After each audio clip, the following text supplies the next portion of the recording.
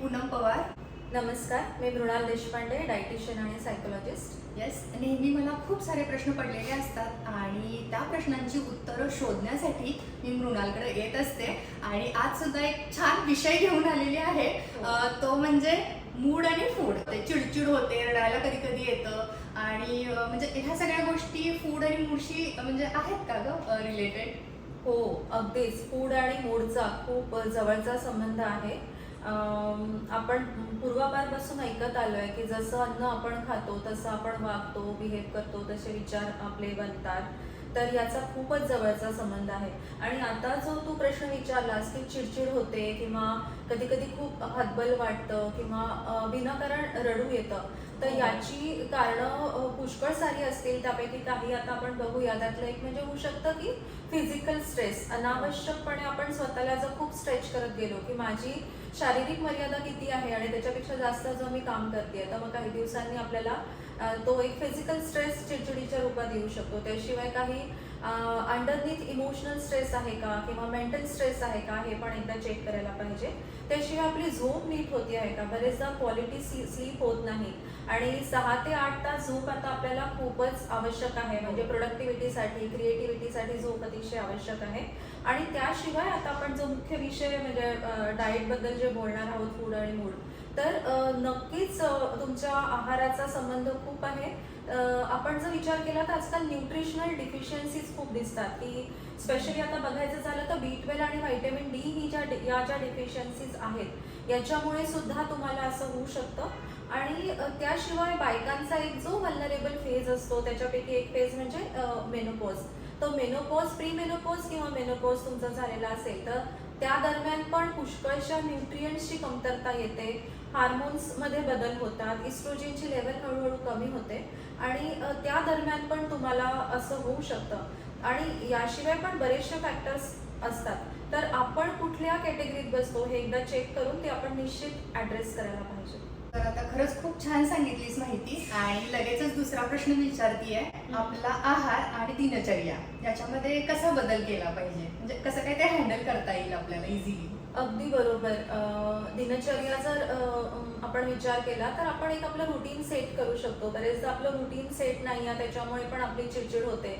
मग कुठल्या वेळात कुठलं काम करायचं किंवा काही कामं मागे राहिलेली असतात. आणि जर आपण वर्किंग असू आणि घरी पण आपल्याला म्हणजे घर पण सांभाळायचंय, मुलं पण सांभाळायचे, तर एक आपण दिवसाचा जो वेळ आहे म्हणजे आपण समजा 12 तास कन्सिडर केले, तर दिवसाचे 12 तास आपण कसे डिव्हाइड करू शकतो हे आपण बघायला पाहिजे. तर त्यात आपण उठण्याची वेळ, कामाची वेळ, म्हणजे टाइम मॅनेजमेंट करायला हवं. अगदी बरोबर, अगदी बरोबर बोललीस. टाइम मॅनेजमेंट आपल्याला दिवसाचं करायला हवं की उठण्याची वेळ, झोपण्याची वेळ तुम्ही एकदा सेट केली आणि मग दिवसभरात माझं कामाचे तास कुठले, मला कुठल्या वेळेला जेवायचं आहे, मला मुलांसाठी कुठला क्वालिटी टाइम द्यायचा आहे, हे तुम्ही बघू शकता.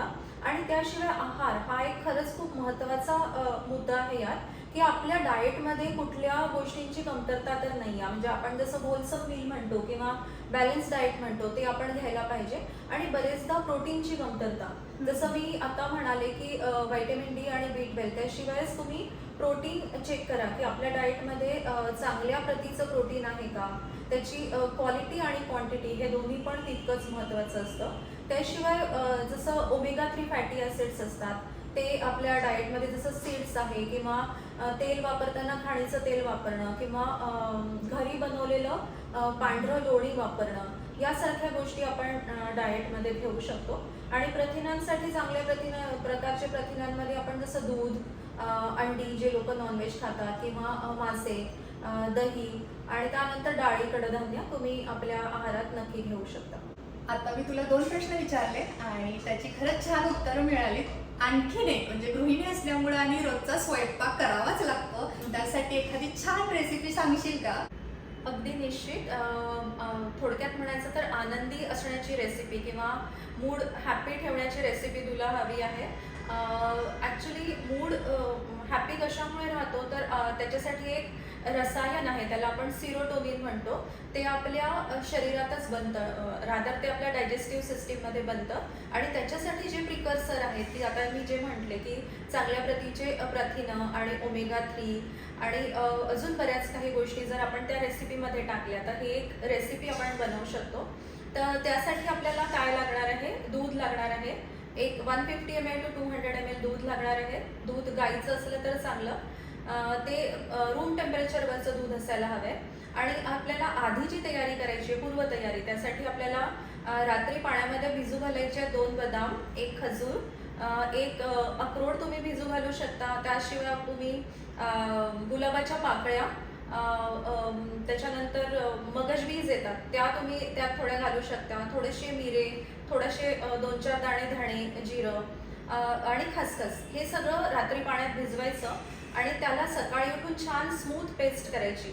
आणि त्याला दुधामध्ये जे आपण रूम टेम्परेचरवरचं दूध ठेवलेलं आहे त्यात ते सगळं घालायचं, त्याला प्रॉपरली मिक्स करायचं. आणि त्यात तुम्हाला जर थोडा गोडवा हवा असेल तर तुम्ही अंजीरची पेस्ट किंवा खजूरची पेस्ट किंवा गूळ असं घालू शकता. आणि अगदी आठवणीने त्याच्या सोबत तुम्ही केसरच्या गाड्या 2 ठेवा आणि त्याला छान घोळून तुम्ही हे प्या.